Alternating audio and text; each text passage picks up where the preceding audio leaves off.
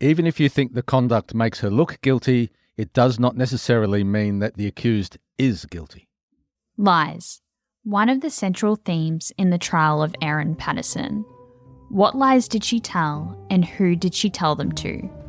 Erin admits to telling some lies, but the prosecution alleges she told many more. Today, Justice Christopher Beale took the jury through what they should consider and what they should not consider when grappling with Erin's alleged lies during deliberations next week.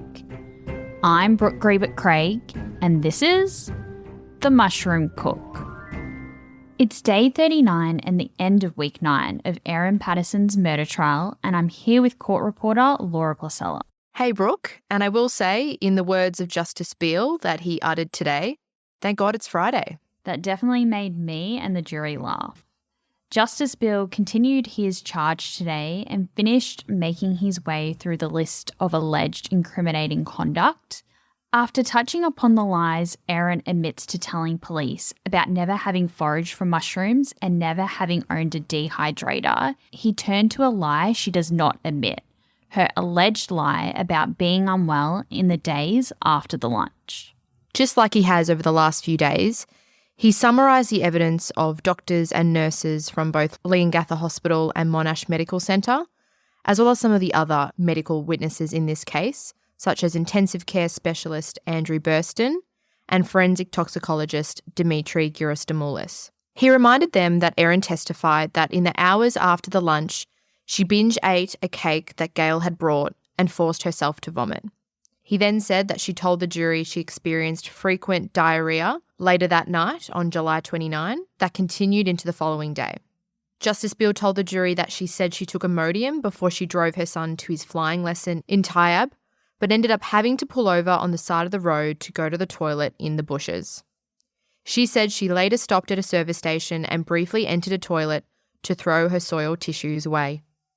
He also reminded the jury that Erin said she drove herself to Leongatha Hospital on July 31 because her diarrhoea was continuing and she wanted to see if they could give her some fluids. Justice Beale turned to the arguments by the prosecution. He said the prosecution claimed that Erin was not suffering at all and was feigning death cap mushroom poisoning because she knew remaining healthy would give her away. He said the prosecution also argued that if Erin had pulled over to go to the toilet in the bushes, her son would have remembered such an emergency stop. He added that the prosecution also questioned why she left hospital after only 5 minutes if she was truly unwell. Justice Beale said that the defence argued that the prosecution had unfairly not called an expert witness to testify specifically about the symptoms of death cap mushroom poisoning. He said that the defence, though, had pointed to a research article referred to during the testimony of Dr. Girastamoulis that said grade 1 death cap mushroom poisoning did comprise gastro-like symptoms.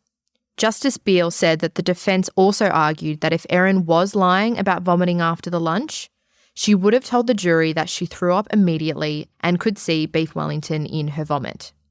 He added that the defence suggested that if Erin was also lying about being unwell, she would not have discharged herself against medical advice, but would have instead told doctors to pump her full of drugs to make her story more believable. Finally, Justice Beale then gave his directions about the topic of incriminating conduct. He said there were 2 ways the jury could use the alleged lies if they found them to be lies. Here's what he said about the first way. These are his words, but not his voice. The law says that you may use the accused's lies to help you assess her credibility. If you find that an accused lied about something, you can use that fact to help you decide whether or not you believe the other things that the accused has said, whether those are things she said to the witnesses in the case or to you in her testimony.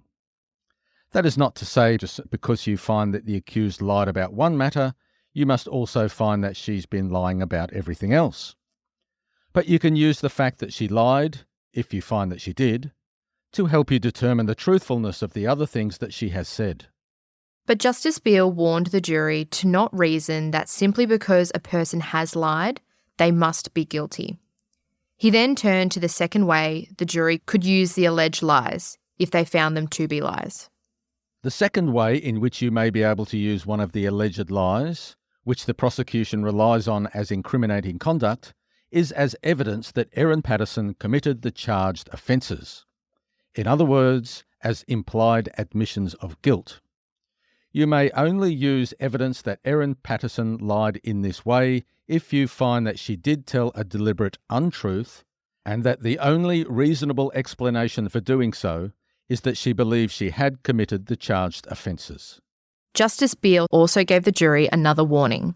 He said that if they find that Erin lied because she knew she had committed the offences charged, they still must consider the rest of the evidence to decide whether the prosecution has proved its case beyond reasonable doubt.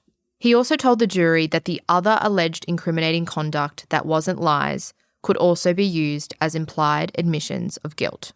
He then broke down all of the conduct into two sections: the conduct Erin admits and the conduct she does not admit. When it came to the conduct she admits, Justice Beale reminded the jury that she accepts that she dumped her dehydrator, that she left hospital after only 5 minutes, that she factory reset phone B, and that she told lies in her record of interview. When it came to assessing this conduct, he said the jury must remember that Erin told them that she panicked, that she had a history of hating hospitals, and that she was using phone B because phone A was damaged. In summary, there are all sorts of reasons why a person might behave in a way that makes the person look guilty, the accused, and yet not be guilty. When it came to the conduct she does not admit, Justice Beale reminded the jury that Erin denies lying about using the dried mushrooms in the beef Wellington, lying about feeding the leftovers to her children, and lying about being unwell, as well as other allegations put forward by the prosecution. Justice Beale told the jury that if they find that Erin did engage in any of this conduct, they must consider whether she may have done so because she feared being wrongly blamed for a deliberate poisoning or losing the custody of her children. He then turned to the topic of credit lies. He told the jury that the law draws a distinction between lies that form part of incriminating conduct, which we have just been talking about, and credit lies. Here's what he said.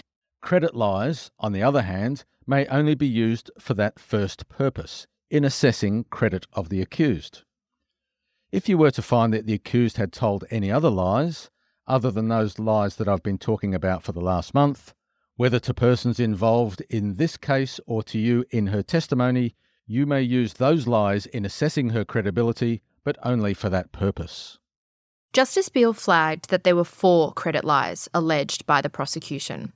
The first, he said, was that Erin lied to police about being very, very helpful during the Department of Health investigation. Those are the words she told police during her record of interview. Justice Beale reminded the jury that the prosecution argued that Erin had not been very, very helpful and knew she hadn't been because she had not told Senior Public Health Advisor Sally Ann Atkinson that foraged mushrooms may have accidentally ended up in the beef Wellington meal.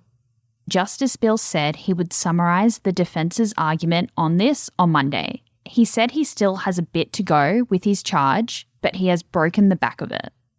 He told the jury he expected to finish the remainder of his charge on Monday before 2 jurors would be balloted off and deliberations could begin. But before the jury left for the day, he instructed them to not let anybody get in their ear over the weekend and recommended a media blackout. He then offered some words of encouragement before they walked out the door. He said they had been doing a great job and that they should keep going. Now, just a little note for our listeners, because we are nearing the end of the trial, we won't have a subscriber episode on Sunday, but rest assured there will be more to come. But for now, go to themushroomcook.com.au for more.